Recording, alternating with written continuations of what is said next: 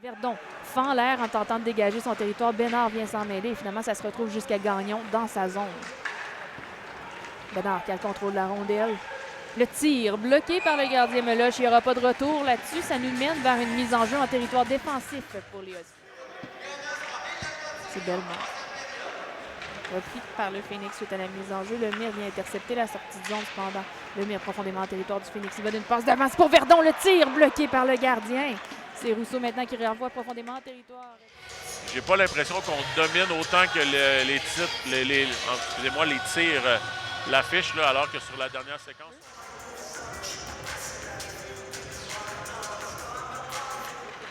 Remporté par les Huskies, c'est Steiner qui a le contrôle de la rondelle à Saint-Laurent. Le tir contente de faire dévier devant une deuxième fois, bloqué par le gardien. La rondelle qui est toujours libre. Et là, on va reprendre du côté du Phoenix. C'est Beauchemin qui s'amène en territoire du Phoenix. Beauchemin tente de se défaire de la défensive. Finalement, ça va être repris par Hay. Là, la mise en échec sur Beauchemin, elle était un peu élevée, là, qu'on se le dise. C'est la passe devant.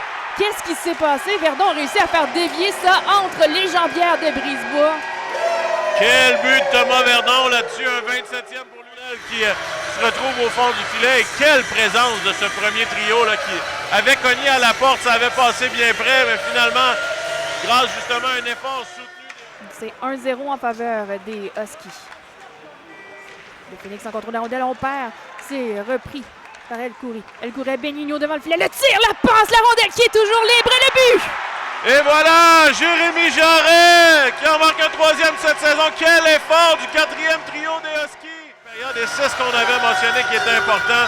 Marquer des buts rapidement après une aussi longue cérémonie. Et les Huskies qui complètent le travail. Par la pointe. Lampron maintenant qui est en contrôle de la rondelle derrière son filet. On y va d'une passe vers Tremblay à McNeil et là en zone neutre. C'est Rochon qui s'amène avec vitesse en territoire des Huskies. Le tir et le but! Quel lancer là-dessus de Rochon en entrée de territoire. Là. Un lancer parfait dans la partie supérieure. Là. Eu 2 blanchissages consécutifs. Là. Vraiment un tir qui va probablement se tailler une place dans les jeux de la semaine. Là. Vraiment en entrée de territoire. Un bon lancer du poignet qui trouve le fond du filet. Là. Extrêmement précis. Là, on l'a entendu toucher la barre transversale.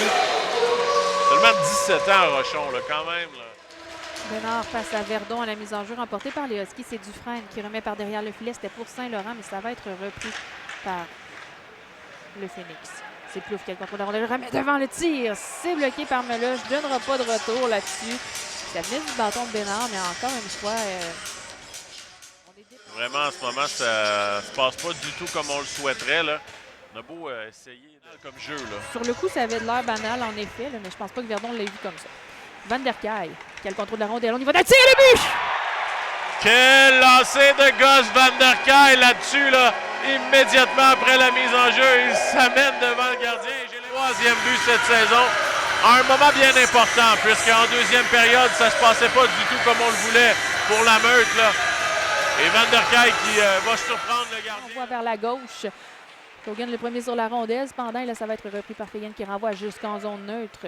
Van der Kay qui reprend. Perd. On y va d'un tir et le but. Bellemare qui trouve le fond du filet. Je pense que Van der Kay va vouloir revoir cette séquence, malheureusement. Oui, Chad Bellemare là, cafouillé avec la rondelle. Puis ensuite de ça, a pris beaucoup de vitesse. Il était seul et a pris un lancer dans la partie supérieure. Là.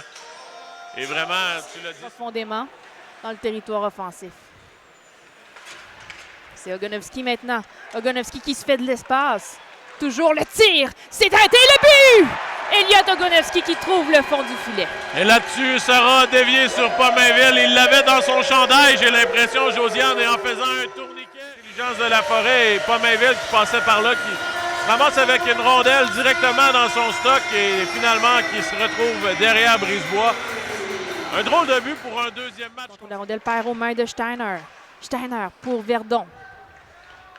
Verdon à Saint-Laurent. Saint-Laurent à Verdon. La passe devant pour Steiner. Le tir et le but! Quel but là-dessus de Steiner là, qui était posté devant le filet. La rondelle a circulé rapidement. Retrouvé derrière Brisebois et on parlait de l'avantage numérique. On avait besoin que ça connecte en troisième période. On était 0-2 jusqu'à présent. Et c'est un but qui va faire extrêmement de bien, qui risque de clore en fait le sort de ce match-là là, avec 3 buts d'avance avec 3 minutes 55. Tremblay laisse profondément, c'est Lampron pour Bénard. Et là, finalement, c'est repris par Rousseau qui s'amène avec vitesse. Rousseau qui va d'une passe pour Verdon, le tir et le but. C'était Beauchemin. Oui. Rousseau, je ne sais pas pourquoi Rousseau à soir. Ce soir, Samuel Rousseau tente, mais Beauchemin là-dessus qui adhère. Et là, cette fois, ce sera officiel, Josiane. Il n'y aura plus de doute sur cette victoire. Verdon qui va en ajouter un autre.